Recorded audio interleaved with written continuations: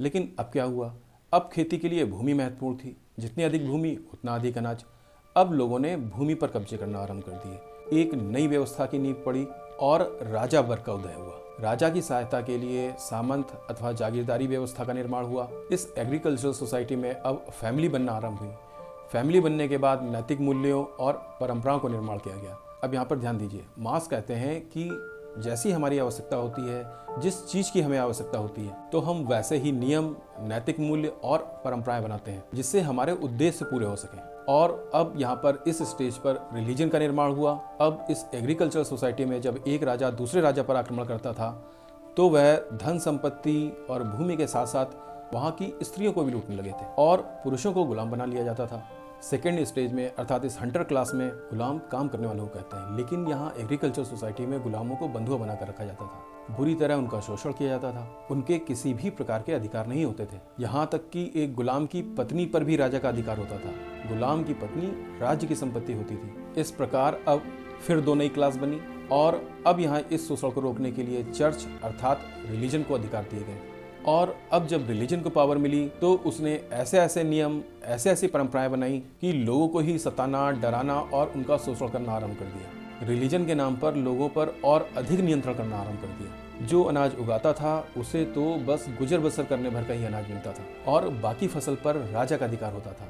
ना तो उसकी उगाई फसल, ना किसी प्रकार की प्रॉपर्टी बनाने का अधिकार, यहाँ तक कि उसकी पत्नी भी राजा की प्रॉपर्टी। तो अब यहाँ से गुलामों और रूलिंग क्लास के बीच में कॉन्फ्लिक्ट बढ़ना स्टार्ट हो गए और गुलामों ने यूनिटी बनाकर शोषण के विरुद्ध अब आवाज़ उठाना शुरू कर दिया, संघर्ष करना आरंभ कर दिया। अब जब स्थितियाँ धीरे धीरे गंभीर होने लगीं तब रूलिंग क्लास ने इसका हल निकाला और मोड ऑफ प्रोडक्शन बदलना शुरू कर दिया। क्योंकि कॉन्फ्लिक्ट में फसल लूट ली जाती थी, आग लगा दी जाती थी, तो अब उन्होंने खेती को मशीन से रिप्लेस करना आरंभ कर दिया और अब इंडस्ट्रीज लगाई जाने लगी। अब इस रूलिंग क्लास ने रिलीजन को और अधिक स्ट्रांग बनाया। गॉड का आदेश बताकर रिलीजन की किताबें दी गई जिनके बारे में बताया गया कि इन्हें कोई नहीं बदल सकता, ना तुम और ना हम, क्योंकि ये गॉड ने सीधे हमारे पास भेजी। उन्होंने हेवन अर्थात जन्नत का कपोल कल्पित सुख का निर्माण किया जिससे वर्तमान दुख और शोषण पर से ध्यान हटाया जा सके। इस रूलिंग क्लास ने रिलीजन को अपने पक्ष में अधिक से अधिक मजबूत किया जिससे लोगों पर और अधिक नियंत्रण बनाया जा सके, जिससे लोगों को अपने ऊपर और अधिक निर्भर बनाया जा सके। अपने बनाए हुए नियमों को उन्होंने गॉड का संदेश, गॉड का वचन आदि आदि बताकर लोगों में ट्रांसफर किया। ये सब मार्क्स कह रहे हैं, हम नहीं कह रहे। अब हुआ ये कि रिलीजन ही शोषण का सबसे बड़ा कारण बन गया और उधर मशीन पर काम करने के लिए विशेष योग्यता होना आवश्यक हो गया। अब लोगों को मशीन की ट्रेनिंग करने के लिए, काम करने के लिए अपने अपने स्थानों को छोड़कर अन्य शहरों में जाने पर विवश होना पड़ा। इससे फैमिली का एक साथ रहना मुश्किल होने लगा। जॉइंट फैमिली का कल्चर ही धीरे धीरे समाप्त होने लगा। एग्रीकल्चर सोसाइटी में जॉइंट फैमिली होती थी तो फैमिली स्ट्रांग होती थी क्योंकि सपोर्ट सिस्टम स्ट्रांग था, सारे भाई एक साथ रहते थे। लेकिन इंडस्ट्रियल रिवॉल्यूशन के बाद जब लोगों को घर छोड़कर दूसरे शहरों में जाना पड़ा तो फैमिली सपोर्ट सिस्टम धीमे धीमे कमजोर होता गया और धीरे धीरे जॉइंट फैमिली ही समाप्त हो गई।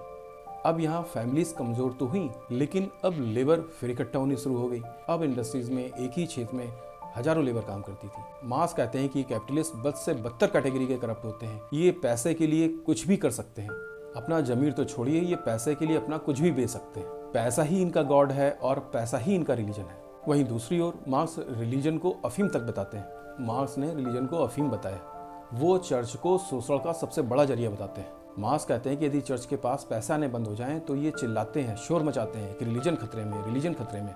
इनके लिए भी पैसा ही गॉड है और पैसा ही रिलीजन है।